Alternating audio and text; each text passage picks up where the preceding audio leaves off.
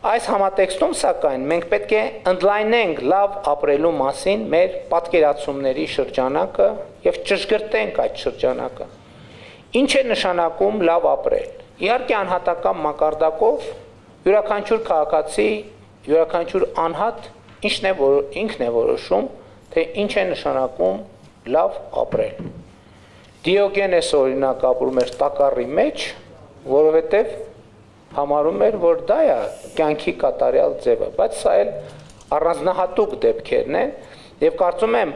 որ մենք պետք է ձևակերպենք լավ ապրել ինչ է նշանակում, եւ քանի որ մեր կառավարության խոսույթում մարդու երջանկությունը առանձնահատուկ տեղ է զբաղեցնում, կարծում եմ պետք է նաև ձևակերպել ինչ է նշանակում լավ ապրել լինում է նշանակում եմ կարծիքով լինել երջանիկ, իսկ երբ է անհատը երջանիկ։ Իմ կարծիքով անհատը երջանիկ է, երբ ազատ է, պաշտպանված է, առողջ է, ստեղծագործ է, ունի սոցիալական միջավայր, սիրված աշխատանք, որի վաստակով հասանելիություն առողջ սննդին, առողջ ապրելակերպին, անհրաժեշտ կենցաղային պայմանների, պարբերաբար ճամփորդում է, սիրված է, հարգված է, հաղորդակից է հոգևոր կյանքին եւ կամ մշակույթին։ Հետևաբար, բայց ինչի համար եմ այս ամեն ինչը ասում պետական բյուջեի կատարման հաշվետվության քննարկումների ժամանակ։ Ուզում եմ ասել, հարգելի գործընկերներ, եւ ասում եմ ի պատասխան նաև այն հարցի, թե որը շատ երկար ժամանակ, այսինքն առնվազն 2018 թվականից հնչում է, թե ինչ է երջանկությունը, կառավարությունը ոնց է ապահովելու երջանկությունը եւ այլն եւ այդպես շարունակ։ Այս ձևակերպումները տվեցի հետեւյալ հետևությունը անելու համար։ Երջանկությունը, հարգելի գործընկերներ, պետական բյուջեի ծախսային ուղղություն է եւ ծախսային հոդվածների որոշակի տրամաբանություն է։ Երջանկությունը Հայաստանի քաղաքացիների երջանկությունը Հայաստանի Հանրապետության պետական բյուջեի ծախսային հոդվածների որոշակի ուղղություն է եւ որոշակի տրամաբանություն է։ Փորձեմ հիմնավորել։ Ասացի, որ մարդը երջանիկ է, երբ որ ազատ է։ Ազատությունը նշանակում է ժողովրդավարություն,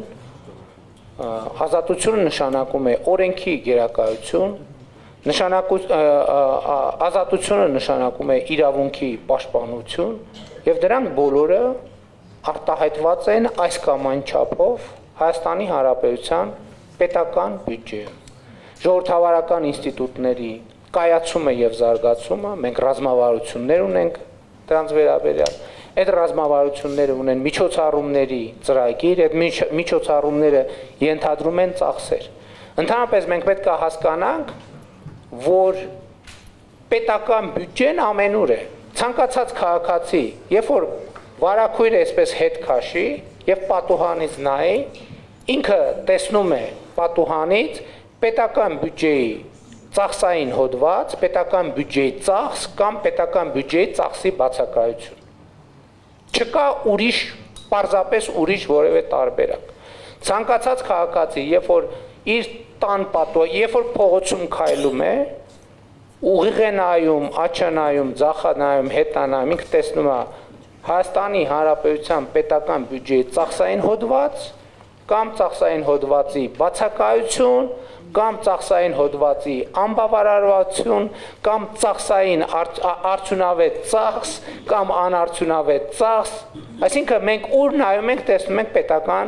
պետական բյուջեի արտահայտություն։